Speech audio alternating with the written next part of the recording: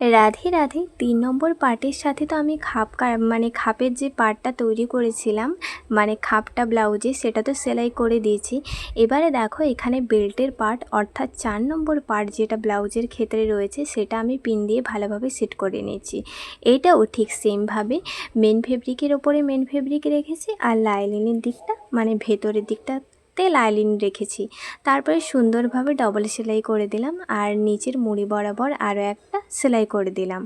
তো এইভাবে আমি সেলাই করে নিয়েছি। এবারে এই দুটোকে এরকমভাবে সোজা করে দেব। সোজা করে এই বেল্টের পার্টের ওপর থেকে সুন্দর করে একটা চাপ সেলাই দিয়ে দেব। তো চাপ সেলাই দেওয়া হয়ে গেছে, আর দেখতেই পাচ্ছ মালবেরি সিল্ক যেহেতু অনেক প্রচণ্ড সুতো বেরোয় এতে, তার জন্য আমি এখানে আন্ডারগ্রাউন্ড ফিনিশিংটা করলাম। তো সুন্দরভাবে পুরো ৪ নম্বর পার্ট অর্থাৎ বেল্টের পার্টটা আমি বসিয়ে দিলাম। এবার এক্সট্রা যে কাপড়গুলো বেরিয়ে রয়েছে সেগুলো তো আমি কাটিং করেই দেব।